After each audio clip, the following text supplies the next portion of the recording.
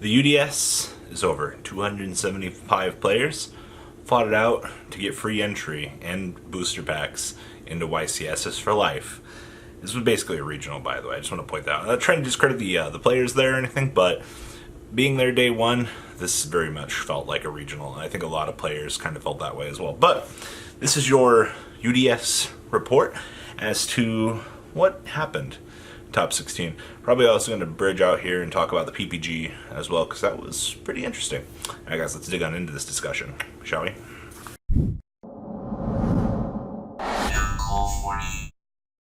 If you're like me, you probably predicted that Crusadia Thunder or Orcust, well, I did say Orcust was supposed to be the best deck for this weekend. There's just too much hype around it.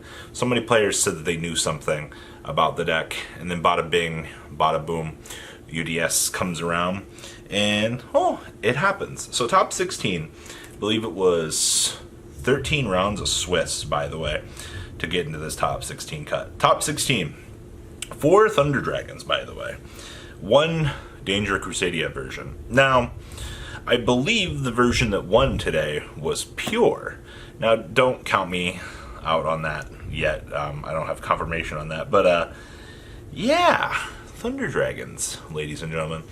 Now, if it was pure that ended up doing something, Sky Strikers, I'm gonna be honest with you guys here. As a Sky Striker player, double Colossus is the scariest thing you can ever actually deal with. I feel like every other version of the deck is just kind enough to let you play the game.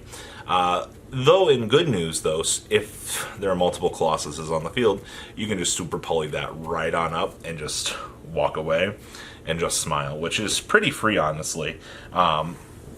That's one big thing I will say about the deck is, honestly, you have a lot of disruptions and things that you can do, and I don't know, pure kind of getting some love is kind of a nice thing. Now, we also had high representation of Orcust for this event. I can't say that really surprises me. We had 3 Phantom Knight, by the way. So we banned our boy Rusty, and then what was left for the deck to do? Well, I'm not exactly sure, honestly. I didn't expect Phantom Knight to still be played in this deck, honestly, and here we are. It's still doing its thing. And then that Goki Orcust deck that we talked about. Ladies and gentlemen, Goki Orcust. Think about it. Seeing Goki being used as a combo engine is ever so sweet and so satisfying. Anytime Goki seems to show its ugly head, it's in some form of degeneracy. Now, that's not a bad thing, alright? Don't get me wrong. I think that Goki as a combo deck is pretty cool. Being able to just kind of feed into more of your key plays, then yeah, that's pretty okay.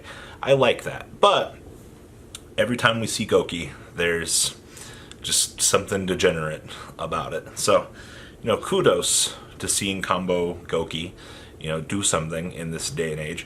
I like that quite a lot, actually. Like, that's probably the thing that caught me the most by surprise out of this event, was literally just Goki showing back up as a combo deck. Now, we had 3 Sky Striker and Top Cut. I mean, we've hammered this deck. We've checked it as much as we could at this point. And later this week, I'll do a little meta discussion on this, but let's be honest. Does this surprise anybody here? Does it? 3 whole Sky Striker decks in top 16. Yeah, that's about what we expect. I mean, when the deck goes, it goes. There's really no stopping it. It's just kind of one of those things. Now, that being said, we also had 3 Salamangreat players in Top Cut. Salad's dead, right, guys? That's what 95% of the comment sections have been telling me on the internet this month. That Gazelle killed this deck. Hitting it in circle were just the biggest mistakes that anybody could have made, and that we killed the deck. Now, Cyanide mining is expensive, and we did take the deck away from a bunch of players. But, kudos. Seeing Salad back in the grind is really good. And then we had 1 Danger Burning Abyss. I saw one of these come out of the PPG this weekend as well, and I was like, Danger BA. Now, I've seen this deck be played. One of our local players has messed around with it. In theory, I don't know if I like this deck.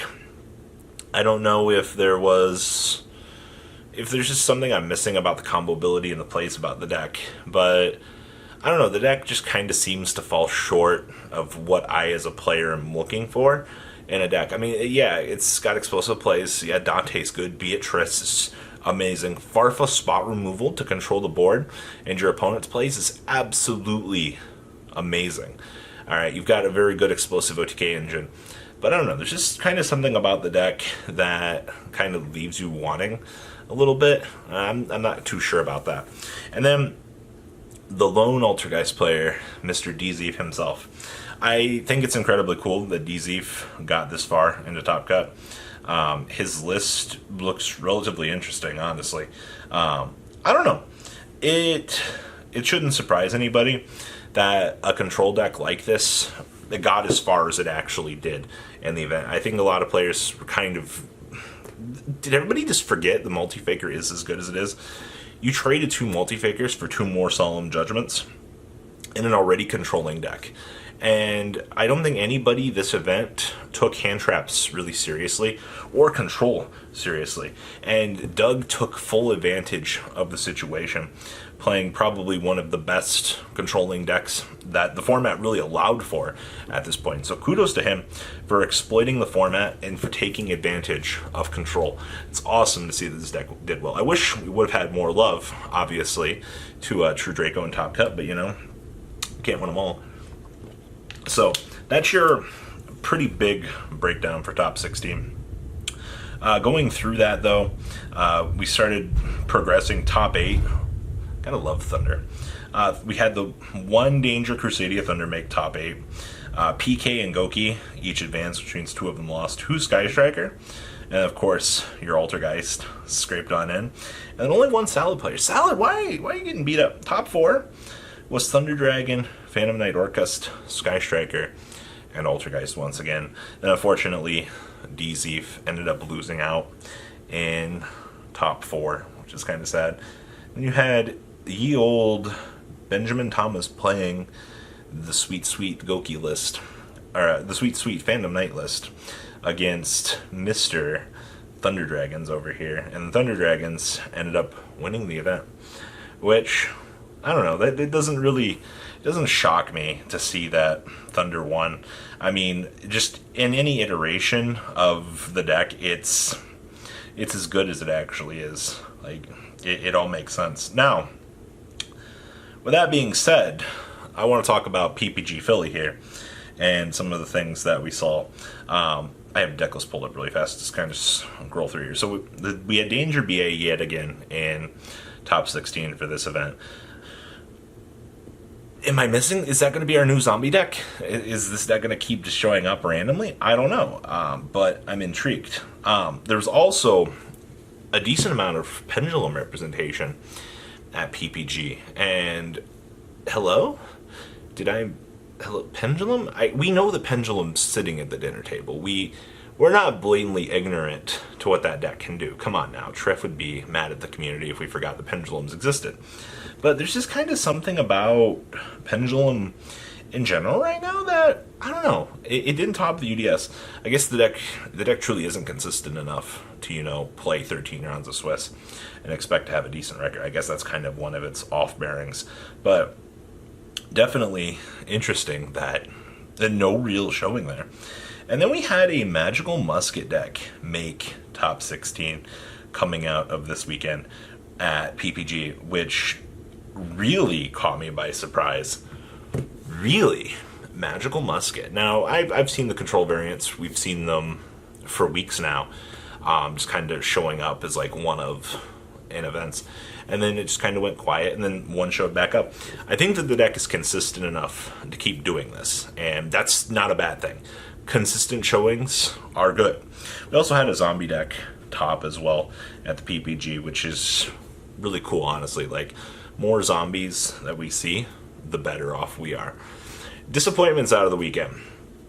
Where were you at, Grandma Andrew players? You all set up for this big success, and there were none of you to be seen anywhere. what happened? You guys talk a big game, but I don't know. It just nowhere. Looks like that Altergeist, depending on the right form, Dzeeff might have had the form only. We'll have to wait and see. But outside of that, metagame looks pretty much like it was last format. We really did shift up the rogue though, and when you see a big shift in rogue, it's not necessarily a bad thing. What do you guys think about these events? Please have comment down below. Tell me what you guys think, and well, I'll catch you guys on the flip side. Peace out. The ride never, well, truly ends. Thank you, patrons. Without you guys, I don't know what I'd be wearing in these videos. I might be a truffle shuffle incident all over again. Guys, please also check out Vanquil40 for some awesome Vanguard content. Some other interesting stuff you might find up here on the left or in the description as well. Thanks for watching.